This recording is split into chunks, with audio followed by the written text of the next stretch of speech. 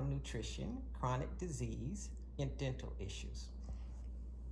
So they thought that if they put something together as a pyramid, it would be a visual aid that would be easily understood by most people.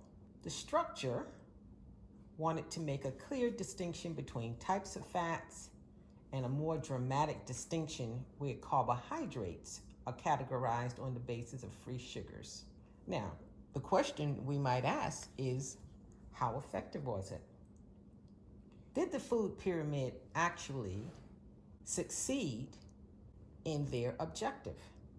Well, I would say today that the answer to that is no. We were told that there are foods at the bottom of the pyramid where we should concentrate the larger percentage of our calories. And what exactly was on the bottom of that food pyramid? Well, it was divided into 6 horizontal sections. And in each of those sections, there were pictures of food called food groups. And maybe they thought that that was a little too difficult for us. So then it was decided they should create your plate for you. So in 2011, the My Pyramid was created. And so your plate was divided into 4 slightly different sized quadrants, with fruits and vegetables taking up half the space and grains and protein making up the other half. So the vegetable and grains portions are the largest of the 4. I would agree that vegetables are an extremely important part of our diet.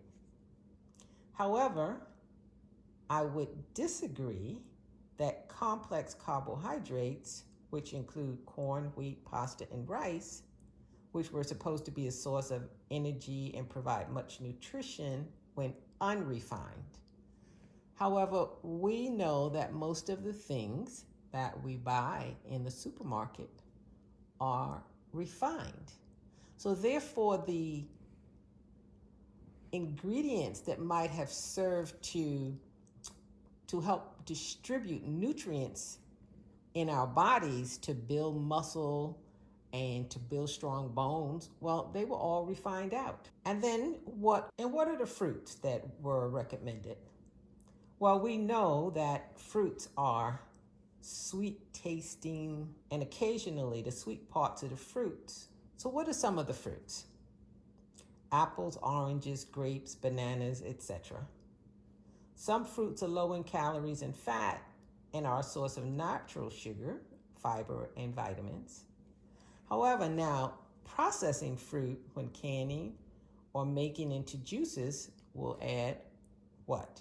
Sugar, and it will remove nutrients. We're looking at a couple of charts that I use the horizontal versions of to basically compare a keto food chart to the USDA food chart. And some of the things that you will notice that are drastically different are where the foods are placed on the pyramid. The USDA assumed that people would exercise portion control. They assumed that manufacturers would make foods that would enrich our bodies. When over the years, foods have become more of a convenience, and the appeal has been for our taste buds. Our taste buds like things that are salty and sweet and yeasty and actually satisfy our need to do what? To want more. We want more bread. We want more cake. We want more sweetened drinks. We want more fruits that are high in sugar. And ultimately, we start to see that there is a connection between the foods that we have been advised to eat on the food pyramid that are actually creating health problems for our bodies, are actually not feeding our muscles and our brains and giving us energy that is sustaining that help us to go for long periods of time without now craving those things. We're not necessarily hungry, but we are now craving things to just satisfy an internal need that is created by the manufacturer, so that our bodies are trained now to say, give me more, give me more, give me more. I have found that the keto diet, which is high in fat, protein, low in carbs, and there are certain restrictions on fruits that I have found to be pretty much satisfactory. There are fruits that I have loved for years that I have given up because it has been my goal to improve my personal health.